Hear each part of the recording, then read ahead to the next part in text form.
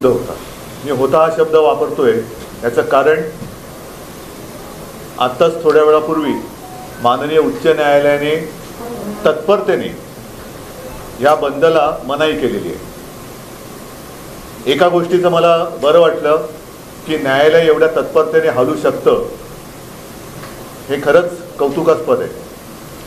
मी न्यायालयाकडनं एकाच गोष्टीची अपेक्षा करतो की ज्या तत्परतेने आपण हा निर्णय दिला तशीच तत्परता जे गुन्हे घडत आहेत त्या गुन्ह्यातील आरोपींबद्दल आणि गुन्हेगारांबद्दल दाखवून त्यांना ताबडतोबीने सजा देण्याची सुद्धा तत्परता आपण दाखवावी. साहजिकच आहे की माननीय उच्च न्यायालयाचा निर्णय हा आम्हाला मान्य नाही, परंतु कोर्टाचा आदर ठेवावा लागतो. या निर्णयाच्या विरुद्ध सर्वोच्च न्यायालयात आम्ही जाऊ शकतो. काही गोष्टी अशा असतात की सर्वोच्च न्यायालयात जाणं आणि त्याच्यानंतर तिथे सुनावणी होऊन निर्णय मिळणं ह्याच्यातही थोडासा वेळ अवधी हा जाऊ द्यावा लागतो, कारण सुनावणी नीट व्हायला पाहिजे. ह्या घटना अशा आहेत आणि ह्या बंदचं कारण हे वेगळं होतं. सर्वोच्च न्यायालयात जाण्याची आताही वेळ नाही आहे, कारण सर्वोच्च न्यायालयात जाणार, अपील होणार आणि त्याच्यामध्ये जनतेच्या मनातला जो काही उद्रेक आहे, संताप आहे, तो जर का आणखीन उफाळला तर मग सगळ्यांनाच कठीण होईल. आणि म्हणून असं आम्ही ठरवलेलं आहे, ज्याप्रमाणे माननीय पवारसाहेबांनी सुद्धा आवाहन केले की उद्याचा बंद मागे घ्यावा, तर उद्याचा बंद आम्ही मागे जरूर घेतो आहोत. मात्र राज्यभर प्रत्येक गावात, प्रत्येक शहरातल्या आणि गावातल्या मुख्य चौकात महाविकास आघाडीचे सगळे नेते आणि कार्यकर्ते तोंडाला काळ्या फिती बांधून हातात काळे झेंडे घेऊन या सगळ्याच गोष्टीचा निषेध करतील.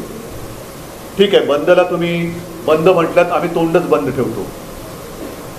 एकूणच या लोकशाही मानणाऱ्या देशामध्ये फ्रीडम ऑफ एक्सप्रेशन ही गोष्ट आता शिल्लक आहे की नाही, मोर्चे, संप, हरताळ याला सुद्धा बंदी केली आहे का, लोकांनी भावना व्यक्त करायच्या नाहीत का, याच्यावरती घटनातज्ञांनी आपली मतं तत्परतेने मांडली पाहिजेत. मी दुपारच्या माझ्या आव्हान आणि आवाहन याच्यामध्ये फरक आहे. मी जे जनतेला आवाहन केलं होतं ते त्यांनी स्वतःहून उत्स्फूर्तपणाने बंदमध्ये सहभागी व्हावं म्हणून, कारण जिथे कायदा रक्षण करायला असमर्थ ठरतो, कायदा असमर्थ नसतो, कायदा ज्यांच्या हातामध्ये असतो ते जर का दिरंगाई करत असतील किंवा बेजबाबदारपणाने वागत असतील, ज्याचा उल्लेख माननीय उच्च न्यायालयाने, ज्यांनी आज आम्हाला उद्याचा बंद करू नका असे आदेश दिलेत, त्यांनीच काल सरकारला विचारलं होतं. तर तो एक अधिकार आता जनतेला आहे की नाही भावना व्यक्त करण्याच्या आणि बंद करणे. बंद म्हणजे मी कुठेही असं म्हटलं नव्हतं की दगडफेक करा, बंद करा, वाटेल ते करा, हिंसाचार करा आणि बंद करा असं म्हटलेलं नव्हतं. मी उत्स्फूर्तपणे बंद करा, कारण ही जी गोष्ट घडलेली आहे ही प्रत्येक घरातली चिंतेची गोष्ट आहे. प्रत्येकाला, अगदी मंत्र्यांना काय, वकिलांना काय, सगळ्यांना आपापल्या कुटुंबाची काळजी आहे आणि ती असलीच पाहिजे. आपल्या बहिणीची काळजी, आपल्या मुलीची काळजी, आपल्या आईची काळजी, आणि ती काळजी घेणारं, तिचं रक्षण करणारं कोण आहे हा प्रश्न आज लोकांच्या मनामध्ये आहे. आम्ही त्यालाच वाचा फोडण्यासाठी उद्याचा बंद केला होता.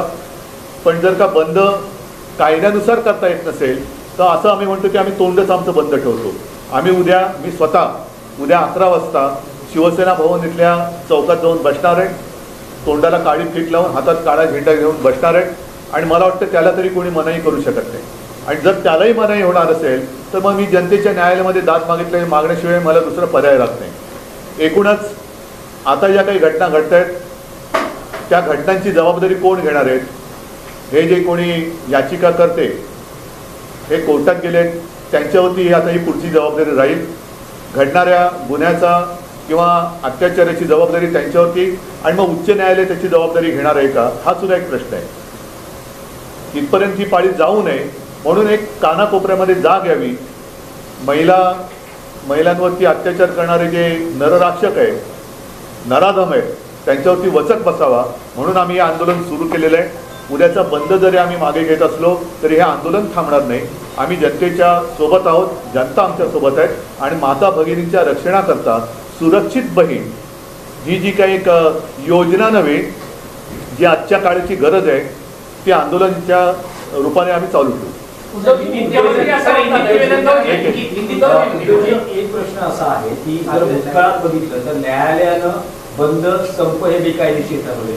2003 साली घाटकोपरच्या ब्लास्टचा निषेध करण्यासाठी शिवसेना भाजपने संयुक्तपणे महाराष्ट्र बंदची हाक दिली होती. महाराष्ट्र बंद झाला आणि त्यानंतर समाजातील काही मान्यवरांनी त्याला आव्हान दिलं. न्यायालयानं तुम्हाला प्रत्येकी सेना भाजपला 20-20 लाखांचा दंड ठोठावला. त्यामुळे ही सगळी पार्श्वभूमी लक्षात घेता महाविकास आघाडीमध्ये असं त्यावर काही चिंतन किंवा काही त्यावर नाही. आता असं आहे की नेमका हा बंद उद्याच आम्ही जाहीर केलेला. आत्ता पवारसाहेब बाहेर गावी आहेत, नाना पाटोळे बाहेर आहेत, सगळेजण आम्ही म्हणजे मी मुंबईत तुमच्या समोर आहे. अशा वेळेला एकत्रित बसून आम्ही आता काही निर्णय घेऊ शकलो नाही. मात्र फोनवरून आमचं बोलणं झालं. पवारसाहेबांनी तर त्यांची भूमिका स्पष्ट केलेली आहे. आत्ता जरी उद्याचा बंद मागे घेत असलो तरी याचा अर्थ असा नाही की उद्या परवा कधी आम्ही एकत्र बसून भविष्यात बंद करणारच नाही अशातला भाग नाही. कारण संप करणं, निदर्शनं करणं, आंदोलन करणं हा लोकशाहीतला जनतेचा अधिकार लोकशाहीतल्या घटनेनुसार कोणीही हिरावून घेऊ शकत नाही. आणि म्हणून परत एकदा सांगतो की माननीय उच्च न्यायालयाचा निर्णय आम्हाला मान्य नाही. मात्र आता त्यांचा आदर राखून उद्या असताची आम्ही तो मान्य करतोय. त्याच्यावरती देशभरामध्ये ही चर्चा व्हायला पाहिजे की लोकशाहीमध्ये ह्याला आता मान्यता आहे की नाही. कारण आंदोलन करूनच आपल्याला स्वातंत्र्य मिळालेलं आहे. तेव्हा सुद्धा आंदोलन केलं नसतं तर स्वातंत्र्य मिळालंच नसतं. तर स्वातंत्र्य मिळाल्यानंतर आंदोलन करायचं नाही आणि ते सुद्धा महिलांवरती होणाऱ्या अत्याचाराच्या विरोधात हे थोडंसं मला पटत नाही. उद्धवजी, मुख्यमंत्र्यांचं असं म्हणणं आहे की न्यायालयाने विरोधकांना चपराक लगावलेली आहे आणि विरोधकांचा उद्या काहीतरी भयंकर घडवण्याचा डाव होता. जाऊ दे, त्यांची काही सदा आवडती लोक आहेत, ते कोर्टात जातात आणि बरोबर नेमक्या ठिकाणी जसं मराठा आरक्षण असेल मग इतर काही गोष्टी असतील इकडे अडथळे निर्माण करत असतात, तर लोक त्यांना उलटू नये. सर, हिंदी में यही जानना चाहिए कि कल जिस तरीके से आपने कहा था कि कल बंद होना चाहिए महाराज बंद की आपने आह्वान किया था, लेकिन कोर्ट ने कहा है कि महाराज बंद आप नहीं कर सकते. क्या भूमिका हमें कोर्ट का फैसला हमें मंजूर नहीं है. इसके खिलाफ हम सर्वोच्च न्यायालय में तो जा सकते हैं, लेकिन कल के कल इसके ऊपर कोई सुनवाई नहीं होगी. सुप्रीम कोर्ट के लिए भी कुछ समय देना पड़ेगा. अब तो समय नहीं रहा, इसलिए हमें तो मंजूर नहीं है, लेकिन उसका आदर करते हुए स्वीकारना तो पड़ेगा, स्वीकार तो करना पड़ेगा. इसलिए कल हम बंद नहीं करने वाले. लेकिन मैं खुद और मैं सारी जनता को और सब मेरे पार्टी के कार्यकर्ता है, महाविकास आघाड़ी के कार्यकर्ता है और जो भी नेता है उनको आह्वान कर रहा हूँ कि आप जहाँ भी होंगे, जिस गांव में होंगे, जिस शहर में होंगे, उसके शहर के और गांव के जो भी मुख्य प्रमुख चौराहे हैं उस पर आकर आप बैठ जाएं. मैं 11 बजे जाऊंगा. 2 घंटे तक तो एक आंदोलन तो करना ही पड़ेगा और मुंह पे काली पट्टी, हाथ में काला झंडा लेकर हम उसका विरोध करेंगे. आप खुद शिवसेना भवन के सामने बैठ के बात कर रहे हैं, लेकिन ऐसे में आपके इस आह्वान को देखते हुए क्या आपको लगता है कहीं ना कहीं खुद स्फूर्तता से लोग बंद का बांध पाल सकते हैं? आज नहीं, देखो, अब जब भी जनता को ऐसे लगे कि मेरे रक्षण करने के लिए कोई सामने नहीं आ रहा है, तो हमने अपने पड़ोसी देश में देखा है जनता खुद सड़क पर उतर आती है. हम तो यही चाहते हैं कि वो जो स्थिति बांग्लादेश में हुई वो अपने हिंदुस्तान में नहीं होनी चाहिए. और इसलिए जनता की जो भावना होती है उसको एक आवाज़ देनी चाहिए. कोई तो उसको सुनने वाला चाहिए. हम जनता को लगना चाहिए अरे भाई ये मेरे साथ है. तो यही कोशिश हम कर रहे हैं और हम करते रहेंगे. ये आंदोलन रुकेगा नहीं. मैं जल्दबाजी कहना ठीक नहीं है, लेकिन तत्परता, उसको हिंदी में क्या कहते हैं पता नहीं. कोर्ट ने इस मामले पर सुनवाई की और फैसला दिया. मैं अभी अपेक्षा करता हूं कि जो केस है बदलापुर की केस, उस केस पर भी कोर्ट फास्ट ट्रैक क्या होता है वो दिखाएगी और जो भी गुनेगार है उसको सजा सुनाएगी. न्यायालयानं बदलापूर घटनेची सुमोटो दखल घेत जे काही भाष्य केलं काल सरकार आणि पोलिसांनाही. आता ती चपरात सरकारला आणि मुख्यमंत्र्यांना नाहीये का? काल कोर्टाने जे थोबडवलं, हा थोबडवला शब्द मी मुद्दाहून वापरला, तो मुख्यमंत्र्यांना आणि सरकारलाच केलं ना. नाही, पण आज सकाळी तुम्ही न्यायालयाच्या भूमिकेचं कौतुक केलं. आता पण करतोय, आता सुद्धा कौतुक करतोय. नाही, आता सुद्धा न्यायालयाच्या भूमिकेचं कौतुक करतोय की न्यायालय एवढ्या तत्परतेने हलू शकतं. हे या निमित्ताने समजलं आणि तीच तत्परता आम्हाला या मूळ ज्या कारणासाठी हे आंदोलन सुरू झालेले आहे त्या कारणासाठी आता कोर्टाने दाखवावी आणि तत्परतेने जे आरोपी आहेत त्यांचे गुन्हे साबित करून त्यांना फासावर लटकावं. बदलापूर प्रकरणानंतर अनेक प्रकरणं जे आहेत महाराष्ट्रातली या 2 दिवसात महिला अत्याचारांची पुढे आहेत, रोज येत आहेत. त्यामुळे कुठेतरी महाराष्ट्रात कायदा सुव्यवस्था नाहीये म्हणायचं. तेच तर माझं म्हणणं आहे आणि त्याच्यासाठी आम्ही हे आंदोलन करतो आहोत. आणि ज्या पद्धतीने सरकारची जबाबदारी झटकते, नुसती झटकत नाही आहे तर नराधमांना पाठीशी घालते. नुसतं पाठीशी घालत नाही तर जनतेला गुन्हेगार ठरवते. उत्स्फूर्तपणाने आंदोलन करणाऱ्या जनतेला गुन्हेगार ठरवते. त्यांच्यावरती केसेस टाकले जात आहेत आणि एकूणच एक स्वतःच्या विश्वामध्ये स्वतःच्या भ्रमामध्ये ते मशगूल आहेत. तर अशा सरकारचा निषेध किंवा त्यांना जागं करणं हे आमचं काम आहे, ते आम्ही करणार. आंदोलन ठरवताना महाविकास आघाडीच्या नेत्यांमध्ये एक वाक्यता नव्हती का? कारण आता कुठलं हे जे आंदोलन आहे बंद, हे जे आंदोलन नाही, एक वाक्यता होती म्हणून तो बंद केला होता. नीट लक्षात घ्या, आत्ता हा निर्णय संध्याकाळी आलेला आहे. आम्हाला या निर्णयाची अशी अपेक्षा नव्हती, कारण लोकशाहीमध्ये आपल्या आंदोलन करणं याला बंदी नाही आहे. जर त्याच्यात हिंसाचार झाला, त्याच्यामध्ये काही घटना घडल्या तर त्यानुसार गुन्हे दाखल केले जातात, अटका केल्या जातात आणि पुढची कारवाई होते. पण जिथे मी स्वतः पुढे येऊन सांगितलं होतं की उत्स्फूर्तपणाने स्वतःहून सामील व्हा, कारण प्रत्येकाला मुलं बाळं आहेत, प्रत्येकाच्या घरामध्ये मुली आहेत, आई आहे, बहीण आहे, सगळे आहेत. तर त्यांच्यासाठी म्हणून हे आंदोलन आहे. हे आंदोलन थांबणार नाही आहे. जर का तुम्ही बंद आम्हाला करायला देत नसाल तर आम्ही असं म्हणतो की तुम्ही आम्हाला तोंडच उघडू देत नाही तर आम्ही 11 वाजता उद्या मी स्वतः शिवसेना भवनच्या चौकात येऊन बसणार आहे. तसंच राज्यातल्या सगळ्या नेत्यांना मी सांगतोय, जनतेला सांगतोय की आपापल्या गावात, आपापल्या शहरात, प्रमुख चौकात तोंडाला काळी पट्टी बांधून हातात काळे झेंडे घेऊन ह्या नराधमांचा निषेध करायला बसा आणि सरकारच्या असंवेदनशीलतेचा निषेध करायला आपण बसा. प्रश्न आहे की जसं दिनेश विचारतो की एक वाक्याचा नव्हता, हा एक वाक्यतेचा विषय अर्धवट राहिला तर तो आम्ही बंद केला होता. संध्याकाळी निर्णय आल्यानंतर साहजिकच पवारसाहेब बाहेरगावी आहेत, मी इकडे बसलो. मगाशी मी तुम्हाला सांगितलं नाना पाटोळे एकीकडे, तर आम्ही फोनवरती बोललो आणि फोनवरती बोलून उद्याचा कार्यक्रम आम्ही ठरवलेला.